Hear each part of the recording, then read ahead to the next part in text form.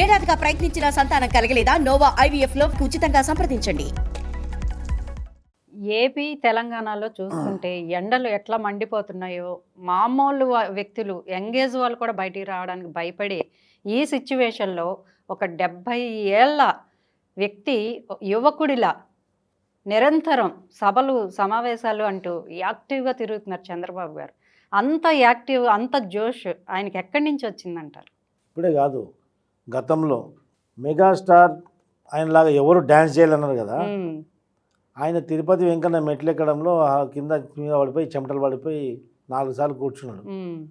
ఆగకుండా 2.5 గంటల్లో చంద్రబాబు నాయుడు గారు సునాయాసంగా పైకి వెళ్ళిపోయారు. ఓకే, అది చంద్రబాబు నాయుడు గారు ఆయనకు ఉన్నటువంటి ఫిట్నెస్.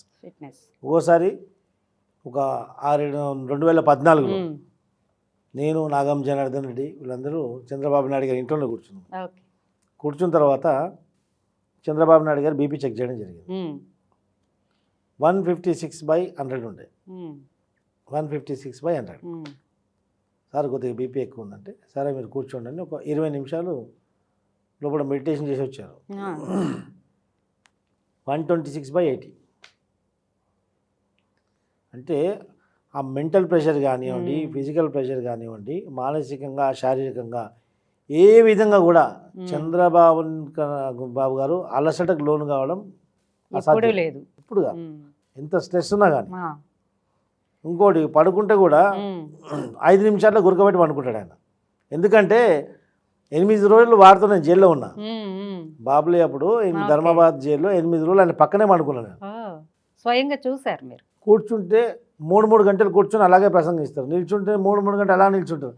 ఆయన ప్రసంగిస్తుంటే కింద కూర్చొని వినడానికి మేము కాళ్ళు సాపుకొని ఇది అలసటగా లోనైనా మేము.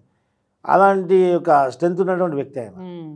ఆ తర్వాత పండుకుంటే కూడా ఇమ్మీడియట్లీ 5 నిమిషాల్లో ఆయన డీప్ స్లీప్లోకి వెళ్ళిపోతాడు.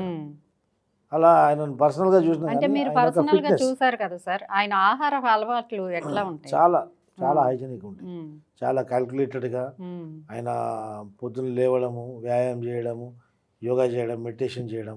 ఆయన ఎంత స్ట్రెస్ వచ్చినా కానీ, ఎంత ఒత్తిడి వచ్చినా భావోద్వేగానికి లోను కాకుండా దాన్ని కంట్రోల్ చేసుకొని మనం చేసే లక్ష్యం, ఆయన చూపు అంతా లక్ష్యం వైపే ఉంటుంది. ఆయనని మిస్గైడ్ చేయడం ఎవరితో సాధ్యం కాదు ప్రపంచంలో. అలా మానసికంగా శారీరకంగా అంత స్ట్రాంగ్ ఉన్నటువంటి వ్యక్తి. ఈరోజు 75 సంవత్సరాలు వచ్చిన వ్యక్తి మండు టెండలో ఓపెన్లో తిరుగుతున్నాడు. ఓపెన్లో తిరుగుతున్నాడు ఆయన. ఒకవైపు మజ్జిగ, ఒకవైపు నీళ్ళు తాగుతూ జాగ్రత్త పడుతూ ఓపెన్లో తిరుగుతున్నాడు. అదే ఆ నత్తిపొక్కడు చూడండి, ఏసీ బస్సులో కూర్చొని ఊగుతా ఉన్నాడు ఇట్లా. అది చంద్రబాబు నాయుడు గారికి ఉన్న స్ట్రెంత్. ఆంధ్రప్రదేశ్ ప్రజలు ఇప్పుడు తెలుసుకుంటున్నారు, ఒక శక్తివంతుడు మానసికంగా, శారీరకంగా, క్యారెక్టర్ పరంగా డైలాగులు కూడా అట్లాంటివి అలాంటి వ్యక్తి కావాలా? ఒక చరిత్రహీనుడు కావాలా? ఒక హంతకుడు కావాలా?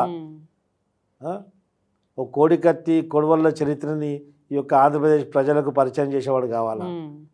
అవి ప్రజలందరూ తెలుసుకోవాలా. ఖచ్చితంగా ప్రజలకు చంద్రబాబు నాయుడు గారు ఈరోజు అధోగతి పట్టినటువంటి ఆంధ్రప్రదేశ్కి చంద్రబాబు నాయుడు గారు వస్తేనే మళ్ళీ స్వర్ణాంధ్రప్రదేశ్గా మారుతుంది, లేకుంటే మాత్రం సున్నాంధ్రప్రదేశ్గా అవుతుంది.